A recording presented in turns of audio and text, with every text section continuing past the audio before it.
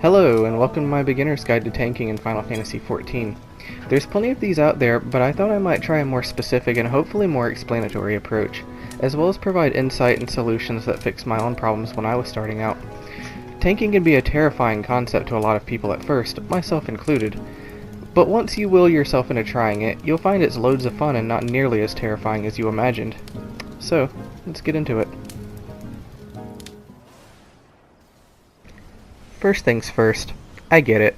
You've likely picked Gladiator or Marauder at the start of the game, and now that you're level 15 or above and ready to tackle your first dungeon, you found that you're still unsure how exactly to go about doing your role properly. Sure, the Novice Hall helps a little, but there's also quite a lot that it doesn't explain properly, if at all.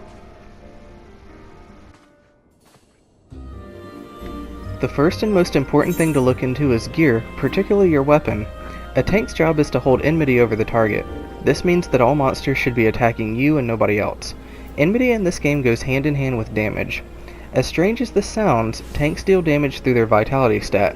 Strength plays a role as well, but what you'll be wanting to focus on primarily is vitality. This includes your bonus points that you'll get through leveling. Best to just dump them all into vitality, as it'll give you both a damage boost and a much needed health boost.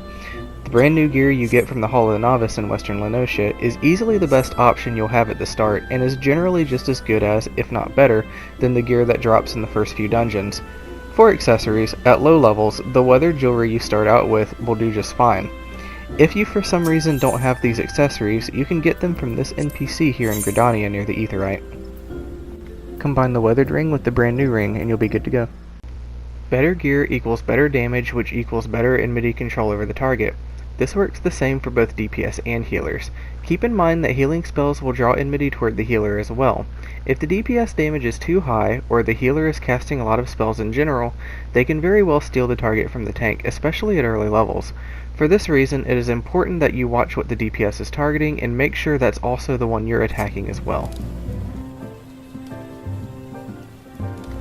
Alternatively, you can use markers to designate to your party which target you plan on attacking first, second, and so on. On the PS4, you can do this by targeting an enemy, pressing the square button, and selecting Mark. To get rid of the mark, target the enemy and press the corresponding mark button once again.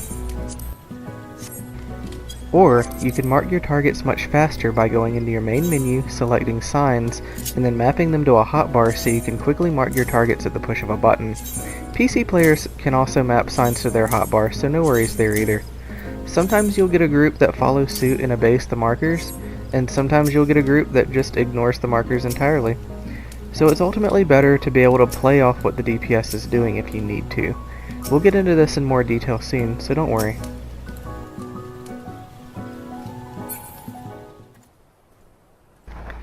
The next important thing to explain is how to effectively switch targets.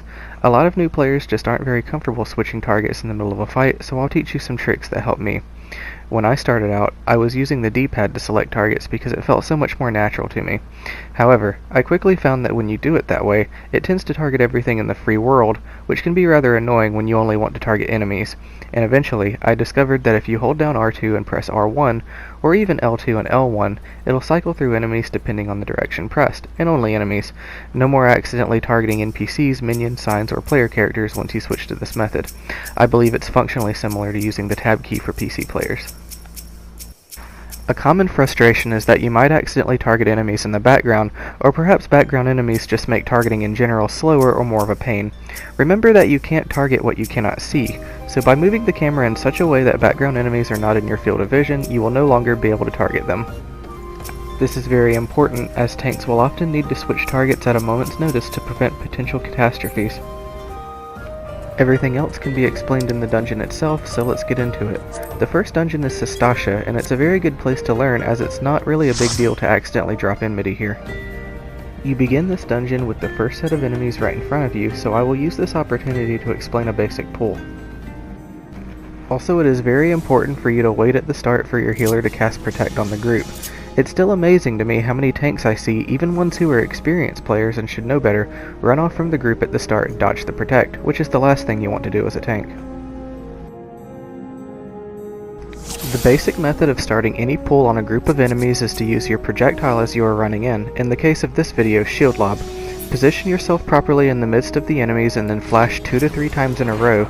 This ensures that you establish a decent amount of enmity on the entire group of enemies as quickly as possible, so that the healer won't accidentally steal enmity from the enemies the group is not attacking yet. For Marauders, you will be using Tomahawk and then Overpower. Overpower is a frontal cone in front of you, so you'll need to position yourself appropriately for it to hit every enemy. Also be sure you level Gladiator so you can have Flash at your disposal, as early game Marauders can very easily run out of TP. If you are a Marauder and you have Flash, the basic pull will be Tomahawk as you run in, Flash the group of enemies as you're positioning yourself for Overpower, and then use Overpower. Another thing to keep in mind is that, as explained earlier, enmity and damage go hand in hand. You'll have an easier time keeping enmity on the enemies if you activate an offensive cooldown such as Fight or Flight before starting your pull. Statistical bonuses from food will also help, as well as provide a small increase to your experience gain, so there's really no reason not to use them if you got them. In the next pull, I'll explain the visual indicators that you can use to judge how much enmity you've acquired and if all enemies are targeting you.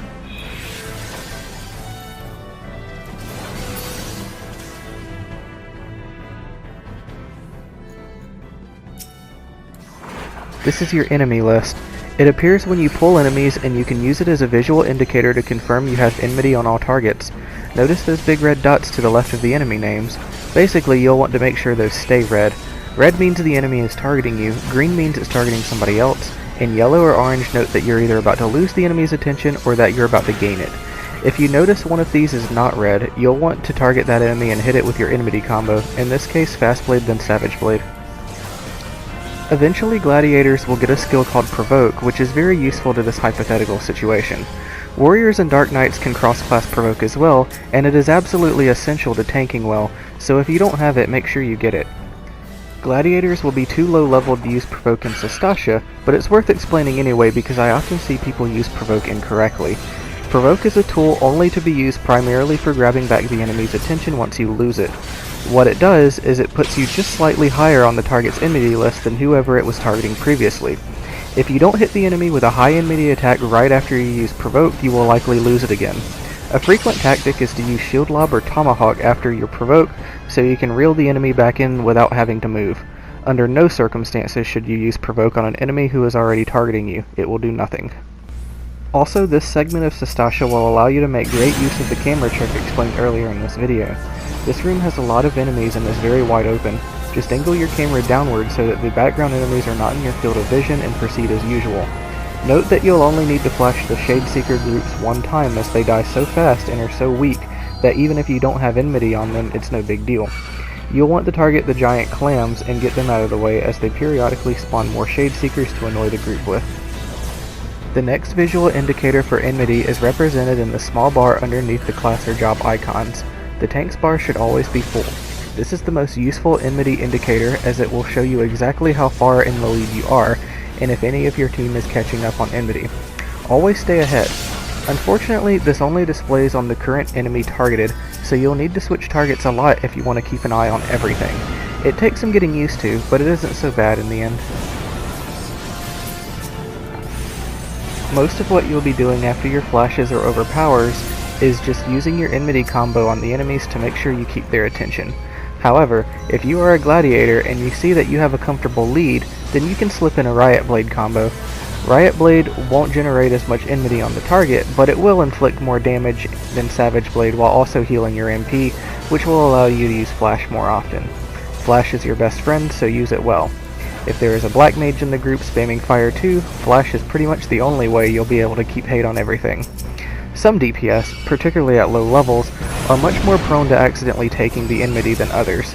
In my experience, this has been Bards and especially Black Mages. If you have either of these in the group and are losing aggro, don't beat yourself up over it. This issue thankfully will not last forever. At level 30, Marauders, now Warriors, will get their tank stance, and at 40, Gladiators, now Paladins, will get theirs. This makes it much more easy to keep a handle on things. At 30, a Paladin will get Sword Oath, which you'll need to use until you get Shield Oath at 40. Never forget to activate these once you get them. At this point, we have already covered the basics, and you should have a decently firm starting ground. From here on, I'll be commenting more on things in the video itself and elaborating on things here and there, so if you're still confused, by all means keep watching.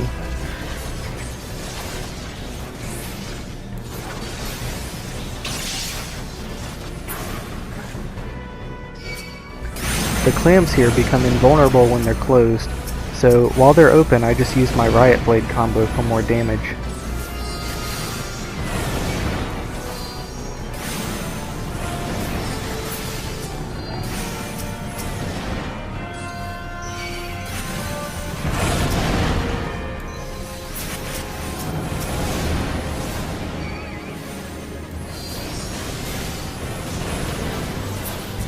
This area here is a sort of puzzle where you need to select the right color to avoid having to fight more enemies.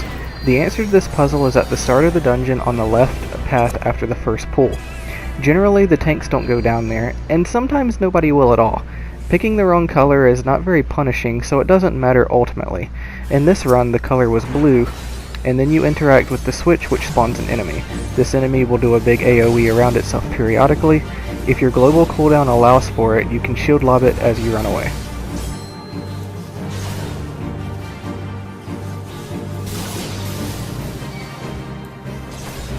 As you can see on the enmity gauge, I was struggling rather hard keeping the enemy on myself instead of going after the black mage.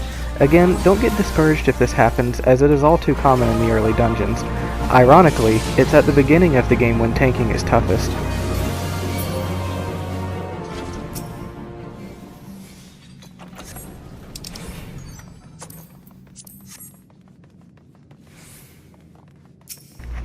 Make sure that you get into the habit of turning the enemies around when you pull them so that their butts are facing the DPS and healer. The reason for this is that DPS get bonuses when hitting from behind or the flanks, and also some enemies in the game have frontal AoEs called cleaves that can be contained to only hitting the tank when the enemy is looking away from the group. A lot of bosses in particular have cleaves, and if the enemy is not turned away this can cause wipes, especially later in the game. Also try to make sure that all of the enemies are facing you, because it works in reverse too. Enemies hitting you from behind is no good. On this next mini-boss, it's common to see people use their markers to show which enemy to kill first. It doesn't matter the order, as long as you save Captain Madison for last, as he has the most HP, and the other two go down quickly. I'm lazy, so I only use one marker here. As I explained might happen earlier, some of the group just completely ignored it. Oh well.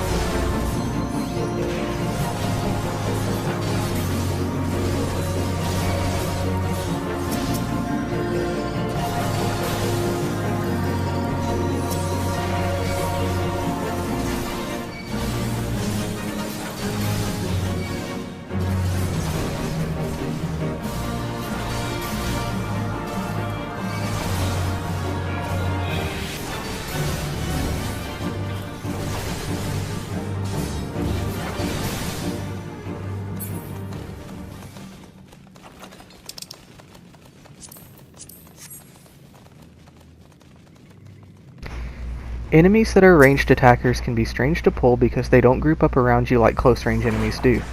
So just pull the enemies to the ranged enemy. Oftentimes you can tell before you pull any of the enemies because of course enemies that have a bow or a stave will be ranged attackers.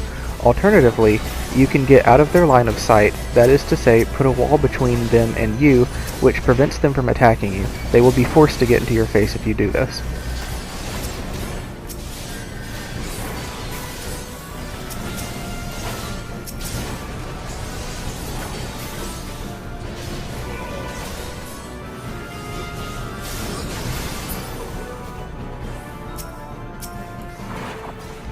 Some players prefer it when their tank pulls a lot of enemies at once. However, this can be a difficult thing to manage when you are new to tanking. If you are uncomfortable with pulling big, just explain to your group that you are still learning how to tank and pull at your own pace. However, big pulls is definitely a skill you should learn at some point, but it's perfectly okay to take it slow if you're unsure. Generally, people tend to not do big pulls until they have their tank stance anyway, and even still, it's just in certain dungeons. You can only really gauge the amount you can get away with pulling with experience. I definitely recommend going easy on the pulls the first time through any dungeon.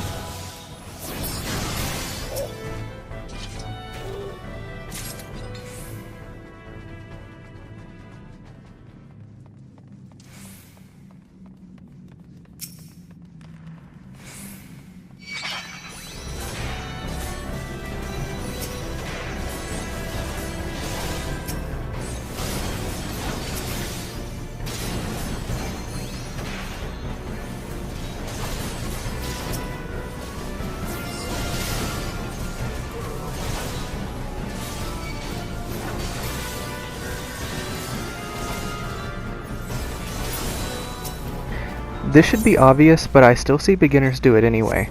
You generally don't want to sprint in a dungeon because you need that valuable TP to fight with.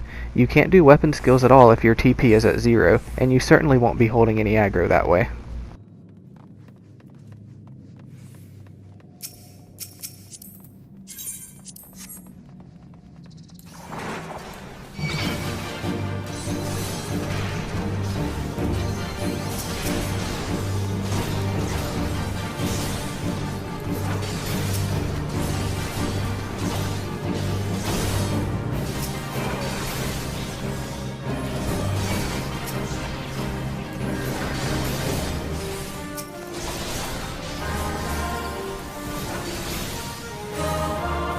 Once the Shallowtail Reavers are dead, you can pull Captain Madison toward the cell, as when his health reaches around 50%, he'll let a bunch of dogs loose on the party. If you're already waiting here, you can flash them as they come out.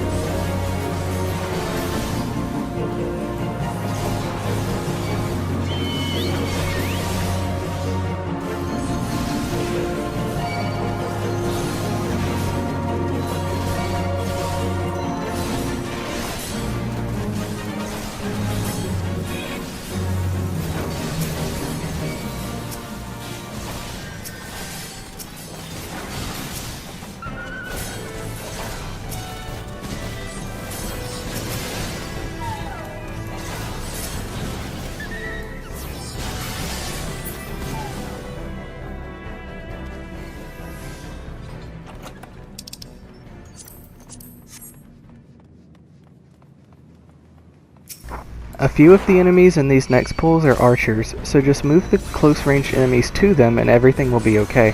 I see a lot of beginner tanks that don't know what to do here and end up losing aggro on the archer because they were not in range to get flashed.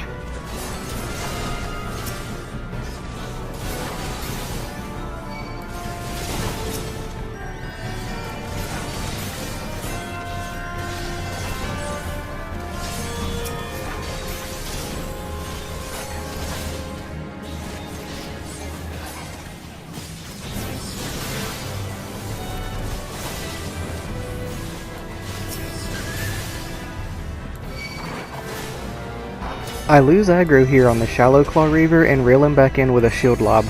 Tanks need to move around as little as possible, otherwise they'll end up annoying the DPS. It's hard for melee DPS to hit enemies who are constantly moving because the tank won't stay still.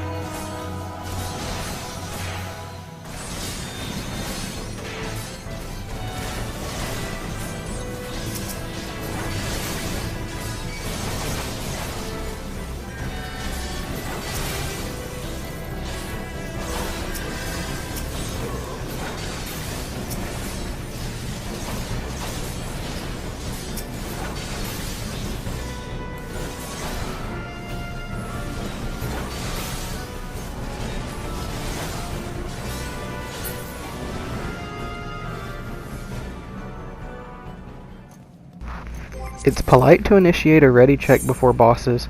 This can be found in the party tab of your main menu. This particular boss is a piece of cake, especially on the tank. When you're pulling a single enemy, you can forget flash and go straight into your enmity combo after your projectile.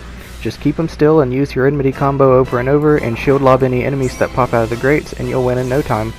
If the entire party focus fires this boss, you'll usually have it dead as soon as the additional enemies appear.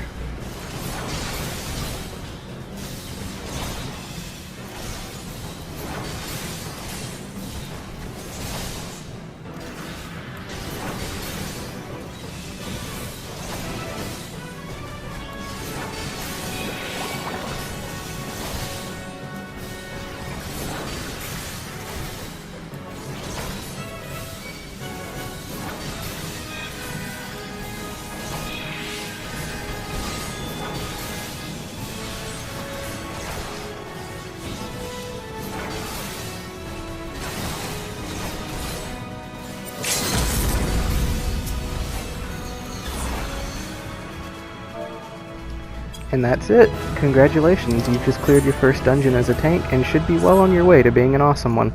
Keep your gear nice and strong and you should be well on your way to glory. Cheers and happy tanking.